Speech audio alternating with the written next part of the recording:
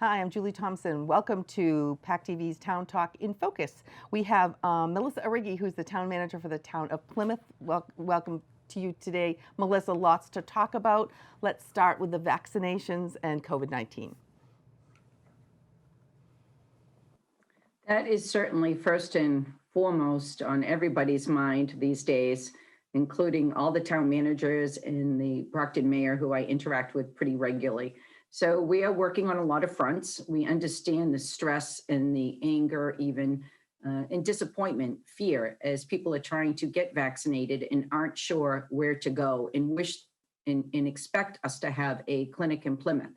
We have not been approved by the state as a site at this point. We hope to be. We certainly applied early enough. I've reached out to the Kingston town administrator, the new town administrator. He and I have responded by email. We really need to get together, at least over Zoom, to talk about how we can push and advocate even harder for the Kingston Mall site, because it's certainly large enough and accommodating for so many of our residents in both towns and around the region in many ways. We are also working in 3 different areas. We have partnered with Brewster Ambulance, and they have established a great collaboration with the PFFM, which is the Firefighters Association of Massachusetts. So Brewster Ambulance was just successful in vaccinating our 5 different locations for the Plymouth Housing Authority. That went so well, that is the model that they are using in Quincy right now, as they work with Brewster Ambulance and the PFFM on a site. They will come to Plymouth next, and we are looking at the Center for Active Living as well as Memorial Hall as potential locations to administer the vaccines for those that are eligible. Brewster Ambulance would help to establish appointments for those people, and we would give them the doses at the site, both the first dose and the second dose at that same site, and those would be scheduled. So that is coming up and is in the works. In addition, we are working with Brewster Ambulance and again, the Firefighters Association and both the local and the state association to provide some type of mobile clinic. And that mobile clinic will be able to reach out to our homebound seniors and non-seniors, those residents that we have that cannot leave the home, in order to vaccinate them. And finally, we are hearing from Beth Israel Leahy, who is looking to vaccinate their own patients. Now, this is an important distinction because they are opening up a location. The former Pier 1 building is where they will be administering these vaccinations, and that will be individually based. They are reaching out to their own patients by phone, so you can contact them. They will actually reach out to you in order to do that, and there is no waiting list. So I'll have more of that information in my town manager's report for people to see on the website, but that is an option for those people that are patients. And finally, we're in the earliest discussions with a manager of a medical facility who has the correct licenses to administer vaccinations. We would love to expand the program they are currently doing to Plymouth. It may be on a small scale. And as I thought about it, I thought potentially veterans and public works employees, the group that we could do a trial run with. But that is in early stages, and it's going to depend on the dosages that are available from the state. It's a big undertaking, but it's one we'd really like to have in Plymouth. So that is ongoing. That's great. So all this information it's moving, the information changes daily. And the best place for people to go is to go to the town website to get the most up-to-date information. Is that correct? That is correct. I recommend that they check our town website. They look under news. They look under our COVID banner. And for those people that don't have internet access at all, there are other forums with them. They can get that information, including this one that we're on right now. PACTV has been great about helping us get information out, and we'll continue to use you as that resource, and they should go there. Absolutely. Thank you very much. And just finally, the governor has lifted some of the restrictions that are starting on Monday, the 8th of February. He's like restaurants can go from 25 to 40%, et cetera. Can you just make a statement about how that does not mean we are going to let our guard down at this point? Yeah, really important. And I'm sure that we should all be reminding everybody that on a regular basis, we are so close to having the ability to all of us get vaccinated, and the people that we love, our friends, our family members, all our residents. So at this point, I almost feel like we have to be more careful than ever. And I'm very happy for the restaurants. I know how much they have struggled, and we've seen that by hearing from so many in Plymouth, but take extra caution right now because we are indeed close, and now isn't the time to spike our numbers. Right, absolutely. Thank you.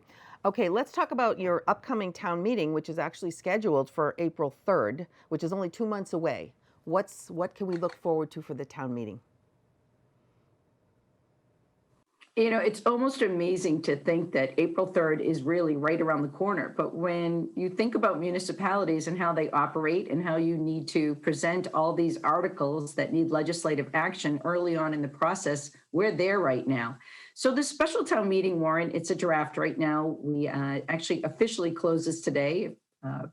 And then we will be releasing it next week. But I can tell you, it doesn't have a lot of really exciting articles on there. Certainly articles that will need our town meeting members to deliberate, but on the special town meeting warrant for projects, it's a couple of water main replacements on bridges in town.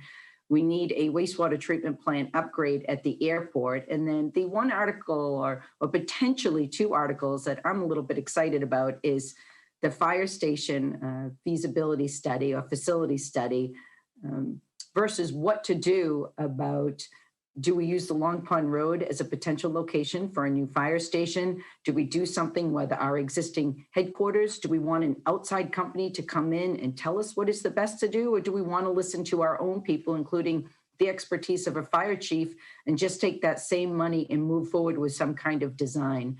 So I think the way that we'll present these articles will be intriguing to the residents, and I'm really looking forward to hearing their feedback on what they want for their own community when it comes to the fire stations. And then finally, in the what we call Article 9s, which is the capital articles on our annual town meeting warrant, we asked everybody to go easy today. I think, like all of you, like everybody out there, we have a lot of catch up to do because of the year that has been sidetracked in so many ways with other governmental functions that we need to get done. So the submissions were only for about $21 million in capital requests, which is really low for Plymouth compared to other years. So I appreciate that everybody kind of cut back on that. Let's catch up on what is already outstanding that the town meeting has approved. And then let's look at, it's about $14.5 million in requests for this upcoming April 3rd. And let's get all those projects caught up over the next couple of years. Certainly, one of my goals continues to be the ongoing debate and concern about our facilities. We need to continue to improve what we already have. The commitment that we've made to the fire stations is the most important, in my opinion, and we'll continue on that path. And you'll see that also at town meeting when we have a dedicated revenue source to start now and moving forward into the future for the town of Plymouth to be able to maintain the facilities that they own. Right, excellent. Now, the select board, I noticed, had a lot of them have posted their individual goals for 2021. You, I'm sure, also have goals as the town manager. Can you kind of talk about that whole process and what it means? And is it an official process, or how does that work?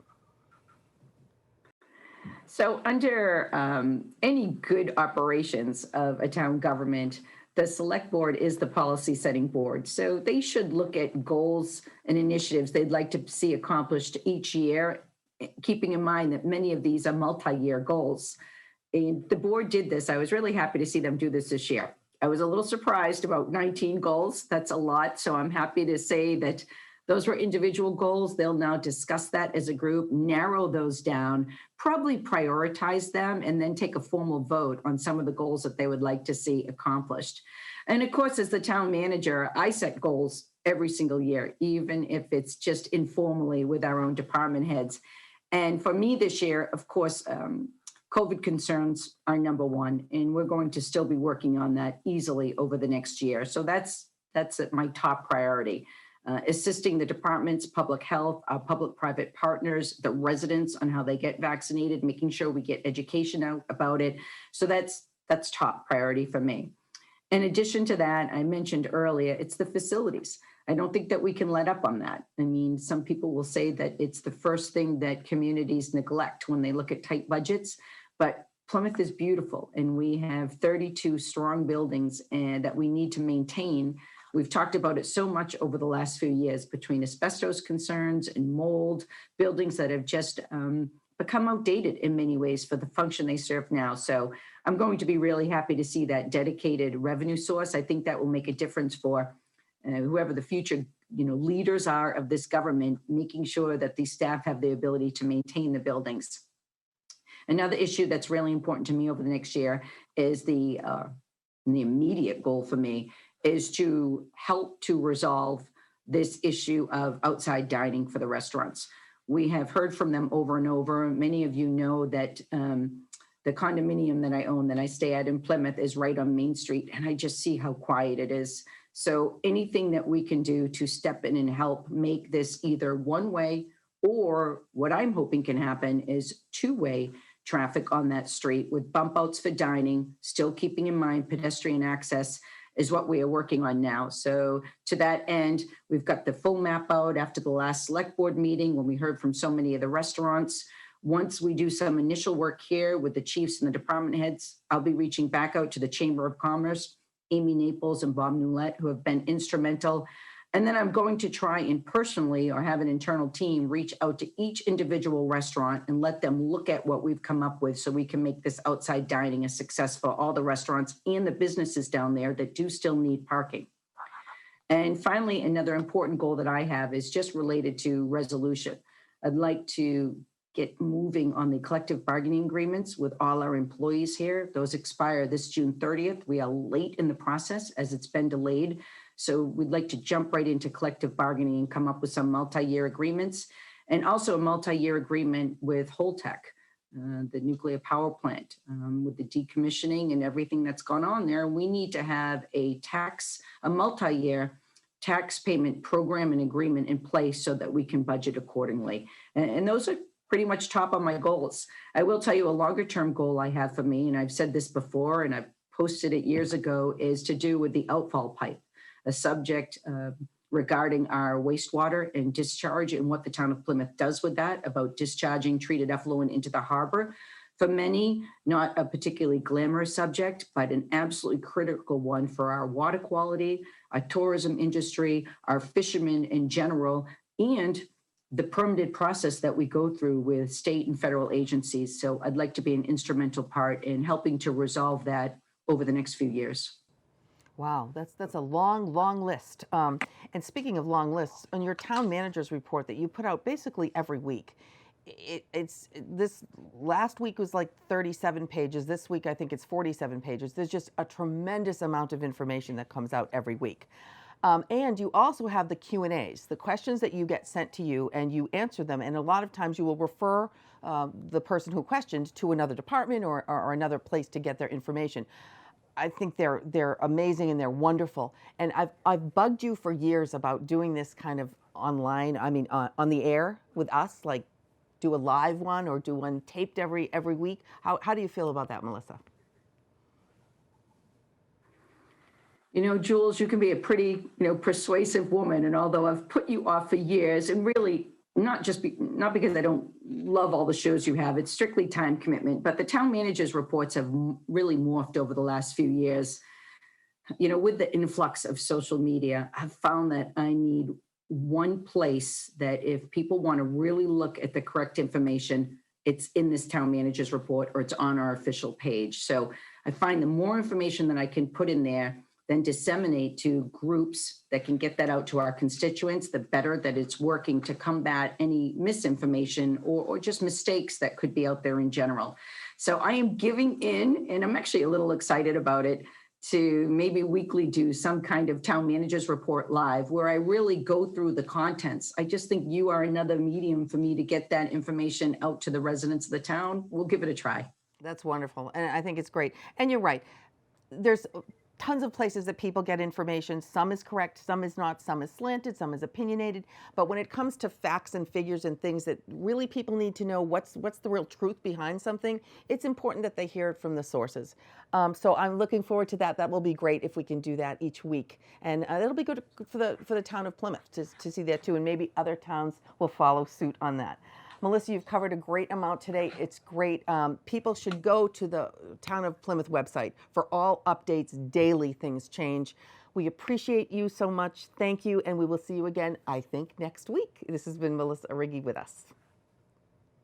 Thank you.